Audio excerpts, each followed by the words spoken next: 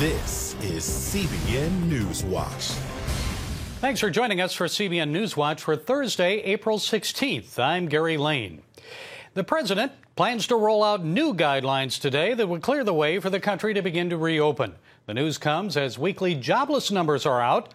Heather Sells says there's fresh hope that the country is making progress in the fight against COVID-19.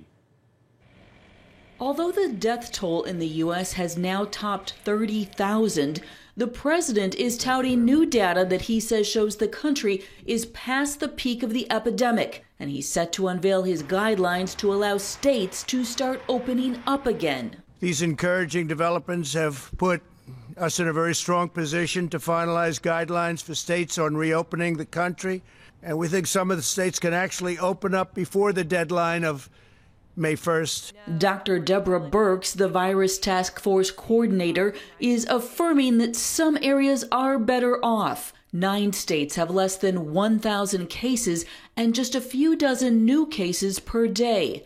The president's new guidelines would help some of the healthier states reopen their economies.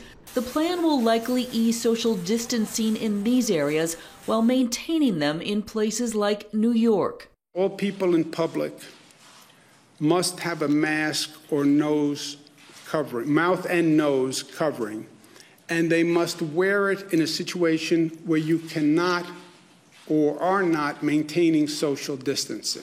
More evidence is showing just how badly the virus has devastated the economy. Store and restaurant sales plunged in March, and the nation's industrial output is down by the largest amount since the end of World War II. The global oil market's a wreck, and U.S. banks are expecting a flood of loan defaults from homes and businesses hit hard. These growing economic concerns are fueling a backlash around the country against government restrictions and lockdowns. The right to work and feed my family and provide for my children. In Michigan, protesters say Governor Whitmer has gone too far with her stay-at-home order. And in Ohio, they're asking the governor to reopen the state. They have zero rights to shut us down. They can tell the people that are compromised or the older folks to stay in quarantine, but the most of us are going to be just fine, and we want to get back to work. Some business leaders are warning the president that more testing and protective equipment is needed before people can go back to work. But there's no doubt that the president is feeling pressure from them and from some key supporters in the faith community who want to go back to church. And with the presidential race as a backdrop, Trump's team has plenty of motivation to get more traffic on the roads as more people go back to work. Heather Sells, CBN News. The FDA is giving permission for 2 new tests to determine if people have been infected with the coronavirus, but didn't know it. The tests use blood samples to look for the presence of antibodies, a physical response to the virus. Researchers believe the tests can identify past infections in people who displayed no symptoms and help determine the spread of the virus. The FDA fast-tracked the tests under emergency use authorizations. One drawback, they could give false negatives because antibodies might not be present early on in an infection. Families mourning the loss of a loved one will need to change how they honor that person because of the coronavirus pandemic. As Mark Martin shows us, funeral services are now much different. For now, the sight of long lines filing past a casket to pay respects are on hold. Funeral homes must adhere to new guidelines. It's a big change for Mike Strickland, GM of Family Choice Funerals and Cremations. We are going to follow all the necessary guidelines, of course, limiting 10 people or less to these services. We are using all of our personal protective equipment. So we just want people to use common sense, and that's what we're doing. This is an evolving thing. You know, the more we know, the better we are. But 6 feet away, 10 people or less, we're just using, common sense. Right as you enter the funeral home, you encounter what Strickland calls the Sanitation Station. There are masks, gowns, tissues and gloves, wipes, and even hand sanitizer. We want to keep everybody safe, and we want to be safe as well. And we tell families, if you're sick, stay home. We can email you everything. Strickland's staff is working with one family whose deceased loved one suffered from COVID-19. That is concerning to me and to the staff. So When we call the hospital or the place of passing, we always ask, and if the person does have it or has been exposed to it, we gown up, put gloves on, face mask, and that family that we have served, we have emailed. He tells CBN News he's using technology to work with the family remotely. Families are understanding, so if we have to do everything through the email or Facebook Live or something like that, people are understanding. Strickland explains how they now handle graveside services by sharing a recent example.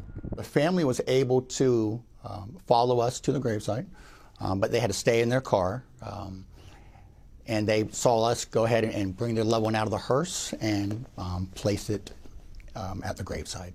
Strickland calls this current season uncharted water, and he's taking it day by day. Mark Martin, CBN News.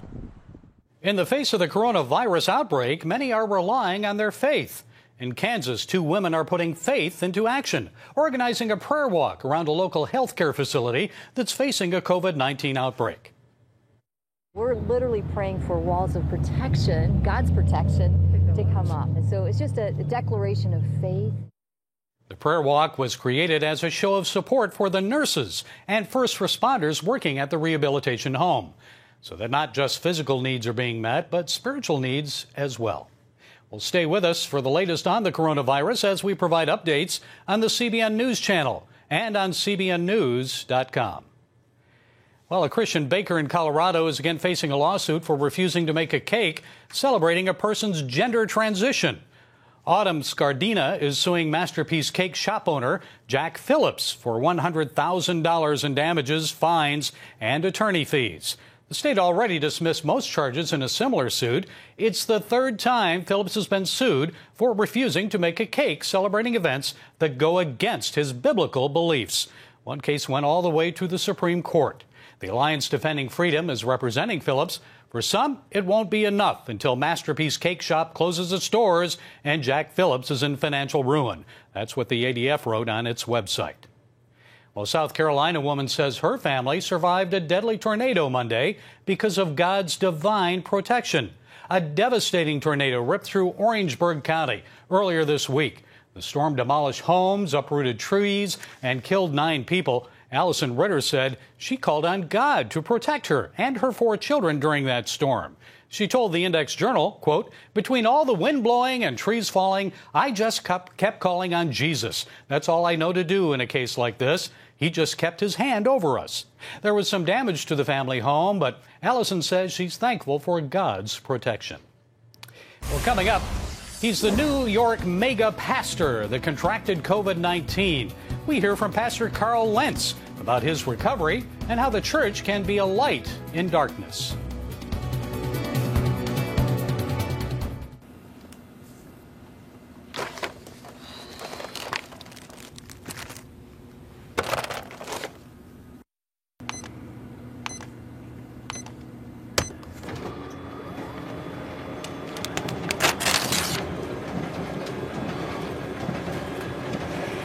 Life is better with a good night's sleep. Get your free DVD or booklet of Protect Your Sleep today. I'm Ephraim Graham, and this is Studio 5. Cruise with me as I discover the good things happening in the world of music, sports, television, and movies. The fact that Ryan Coogler was going to be directing the film, I knew that something special was going to happen. We'll chat with artists at the forefront of entertainment and explore the connection between popular culture and faith. I asked my pastor, I said, well, does that mean I'm supposed to be a preacher? He says, well, no, you already have a pulpit. Watch Studio 5 Wednesday night at 9:30. Remember for a moment what it was like to be a child. You believed every story you were told. You saw a world full of endless possibilities. What stories will the world's orphaned and at-risk children believe? We believe the Bible tells the only story truly worth believing. We believe that every child should have the opportunity to dream, the chance to take challenges and turn them into possibilities, the chance to stand on the promises of God, to recognize their place in the greatest story ever told. They have their whole lives ahead of them. Theirs is a world of endless endless possibilities. They are looking for a story to believe. We will tell them that story. Will you join us?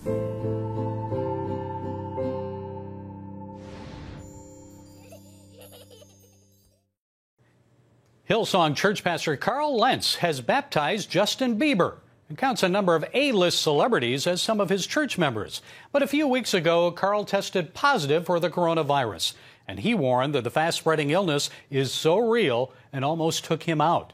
He's making a steady recovery, and he told CBN's Wendy Griffith that God will turn his situation around for the church for good. Tell us, you are doing better, right? Yeah, thank you so much for having me. It's a privilege, and I'm doing a lot better, feeling like myself more and more, and I'm very grateful for that. Carl, when did you realize that you first had the symptoms of the coronavirus? It was the weekend that all of the quarantine stuff started to come out. It was on a Monday, and so we had just filmed our church thing on a Thursday night because we tried to stay ahead of what was going to happen. And so we filmed it, and then throughout that weekend I felt okay, but on the Monday I started to feel my body just felt funky in a way that, you know, wasn't like a normal thing, and I was so achy that I knew right away something is up, but I kept taking my temperature and I didn't have a fever at all. And then after 2 days of like these aches, that was really my major symptom, these aches and this fatigue. I told Laura, I said, I definitely think I have this. And I had to call a friend who knew a friend to get me up to New Rochelle to basically what was an army setup to get this test, and came back positive. So I spent the next 2.5 weeks just trying to recover, and but throughout it trying to somehow, we got very lucky. I don't know, lucky is the right word, but one of our camera operators also tested positive. So I was able to film 2 messages for our church right in the middle of all this, because you can't be around anybody that obviously hasn't had this test. So it was just me and another sick operator who made our church kind of go for 2 weeks. I look back on those messages and I'm just like, God is gracious, because I don't remember them. I don't know what I said, but I know that people were helped, hopefully. So yeah, it's been a crazy journey, but God's been gracious, and it is a blessing to be able to be on this side of it and encourage people who are either scared of this or fighting this, that, there are people who are pushing through this. Well, you are based in New York City, where the outbreak has been the worst. What scriptures encouraged you during this, and how have you been encouraging others? I know you said you preached 2 sermons with the virus, but what are your favorite scriptures right now? I'm living in and leaning on Jesus. It's saying, in this world you will have trouble, but take heart, I've overcome the world. That's all we have right now. And I think that's what I've been trying to express to our church, that we can't run from this because God's called us to be light in it. But our hope is in Jesus, and that's not dependent on whether you get a virus or not. It's not dependent on whether you lose your job. And I lost a friend 2 days ago that I love dearly, and didn't even know he was sick, because you lose contact with people, and he had diabetes, and he was struggling with his health anyway, and he passed away. He leaves behind 2 children, and it's one of those things where it just makes no sense. He was in church a month ago, and it's such a reality call and a reality check for us to look at our faith again and really kind of peel through some of the American Christianity side of our faith, which is just church and fun and celebration and just stuff that doesn't have a whole lot of challenge. I know everybody's got challenge, but this has really opened up our eyes to really look back in at this relationship with Jesus and go, what is it built on? Is it built on stuff?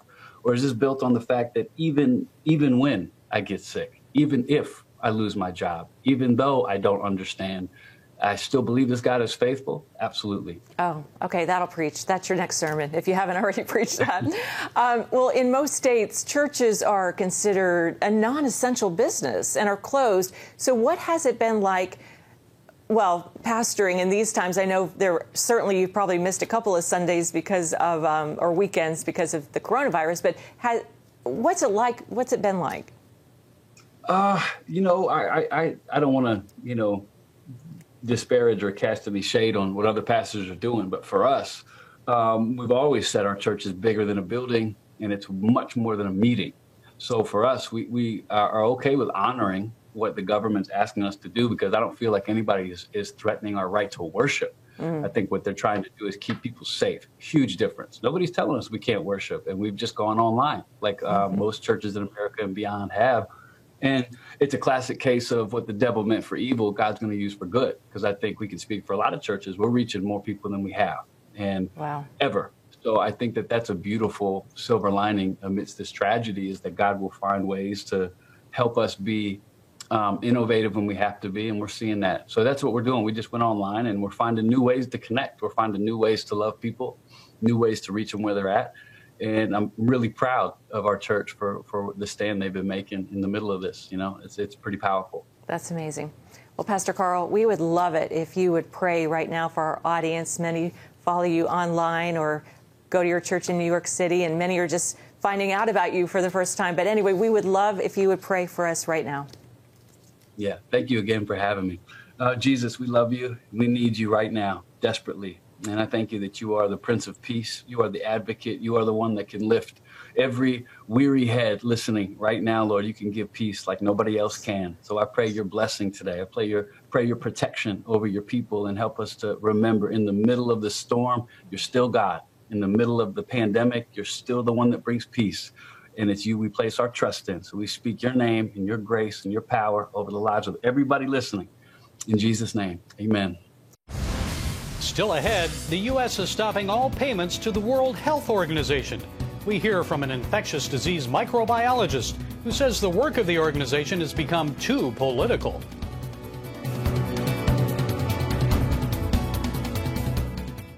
Hey, if you're tired and exhausted all day, you can't think clearly, and you really just need a cup or even a pot of coffee to get through your day, then join me, Dr. Josh Axe, for this new series where I'm going to teach you how to transform your diet and use essential oils and supplements to get a better night's sleep. Wake up to your best life. Call 1-800-700-7000 to get your free DVD or booklet of Protect Your Sleep today.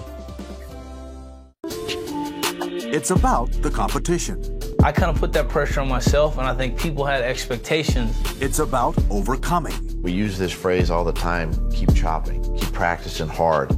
It's about going the distance. You know, I think as a father, it's my job, to lead. Just be the best husband and father I can be. Watch Going the Distance with Sean Brown Saturday night at 7:30 on the CBN News Channel. Orphans Promise is committed to loving and serving at-risk children, to helping keep families together, and to creating opportunities for strong and sustainable communities around the world. We're working in over 60 countries around the world, and with your help, we can do even more. There's an old African proverb I love that says, if you want to run fast, run alone. But if you want to run far, run together. At Orphans Promise, we want to run far so we can touch the lives of as many orphaned and vulnerable children as possible. But we don't want to go alone. We're out to change the world, one child, one family, one community at a time. Will you join us?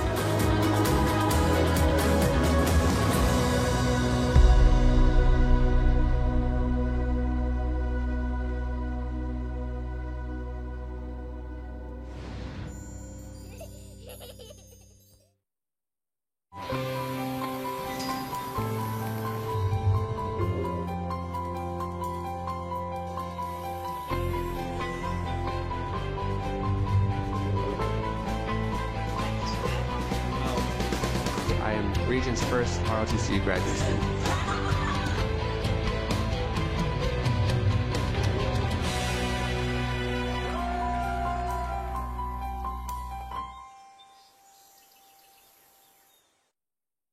President Trump says he's suspending aid to the World Health Organization. He's counting that amounts to about $400 million this year, and the United States has contributed more than $900 million to WHO in the past 2 years. The president says the organization has favored China in the COVID-19 pandemic. He wants U.S. assistance halted temporarily until a review of WHO mismanagement can be conducted. Microbiologist Dr. Dean Hart told me the World Health Organization has become too political. It is beholden to certain countries more than others, and the U.S. generally likes to be in charge of everything since we're the richest.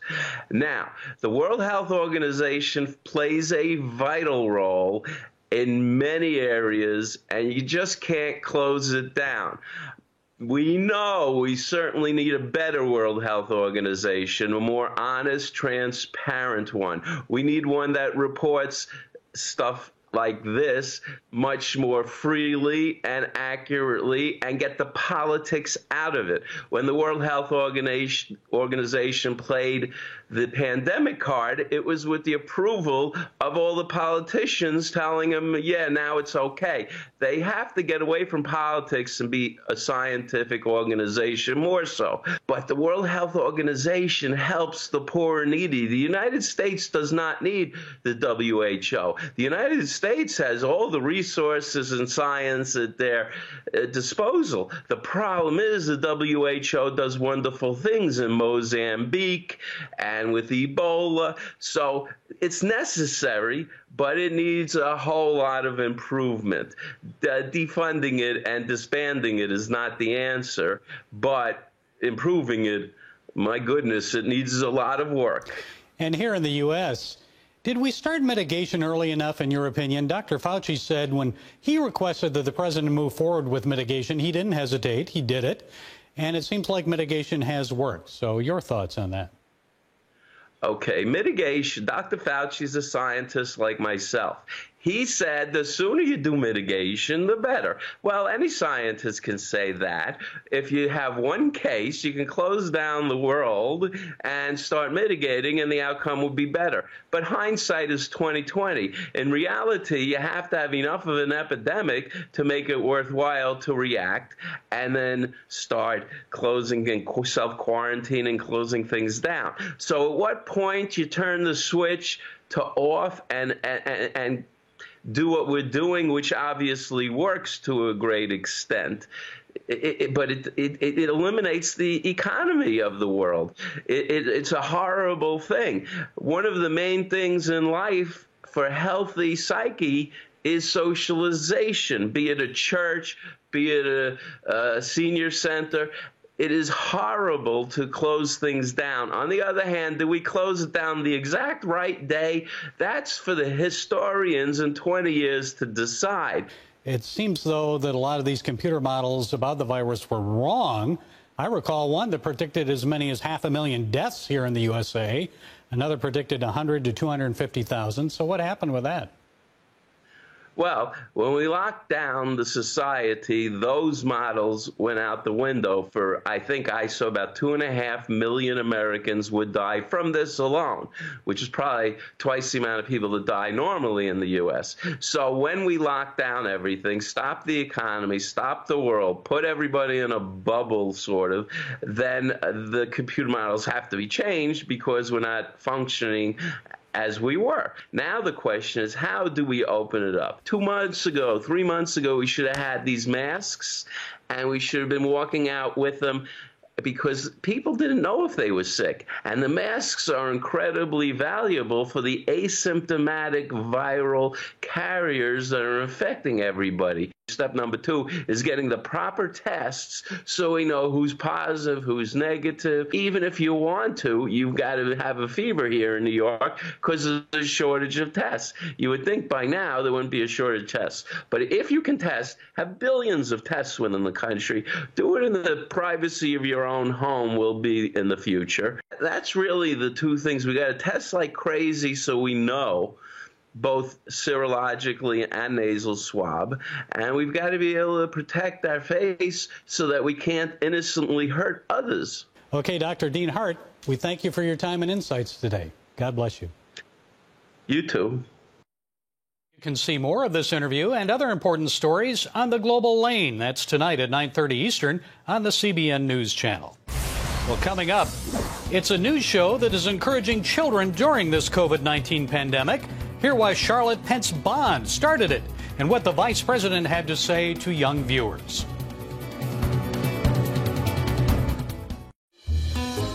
Daddy? Yeah, buddy? How many nickels are in a dollar? There are 20 nickels in a dollar. How do birds fly? Does milk really make my bones stronger? Yeah. Daddy, when we die, will we go to heaven? Do you have the answer to life's biggest question? Call the 700 Club. We'll help you find answers to the important questions life brings your way. Watch breaking news, in-depth exclusive stories and programs from health to entertainment you won't find anywhere else. The CBN News Channel, a perspective you can trust. Enjoy credible news reporting from around the world. Discover inspiring programs and stories of hope, all in one place from a Christian perspective. The CBN News Channel, a perspective you can trust. To watch the CBN News Channel, download the app or visit cbnnewschannel.com. Hello, I'm Dr. David Perlmutter, board-certified neurologist and #1 New York Times bestselling author. Wouldn't it be great to boost your energy, eliminate brain fog, and even reverse brain disease? Well, you can, and I'm going to show you how, along with some of the world's most well-respected brain experts, in this DVD, Protect Your Brain. Get Protect Your Brain, a free DVD only from the Christian Broadcasting Network, featuring experts on the cutting edge of neuroscience and brain health. No matter how many times you've failed in the past, you really can do this. In Protect Your Brain, you'll discover simple strategies to keep your brain young and healthy. Improve your memory. Discover the gut-brain connection. In Protect Your Brain, get your free copy at cbn.com or call 1-800-700-7000. If you want to improve the quality of your life, get the DVD Protect Your Brain and get it today. Check out the CBN News Daily Rundown podcast each weekday with me, Caitlin Burke. Click on the show tab at cbnnews.com where you can listen and subscribe.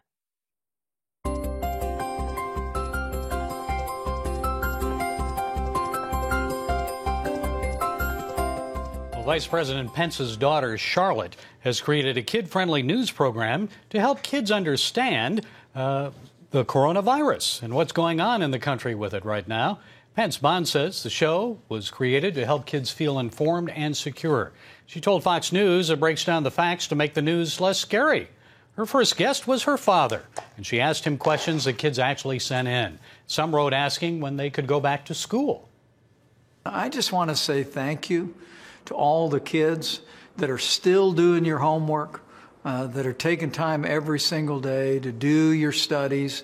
And you know, I also want to encourage all the kids looking on to tell your teachers how much you appreciate them. And I want to commend each and every one of you kids that are still doing your studies and know that you can learn anywhere. You can learn at your kitchen table just as well as you can learn in the classroom. And so keep it up.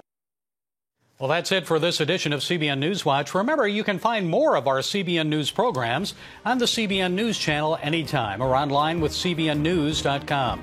Also, tell us what you think about the stories you've seen by emailing newswatch@cbn.com or talk to us on Facebook, Twitter, and Instagram. So we hope you've enjoyed this show. Until next time, have a great day.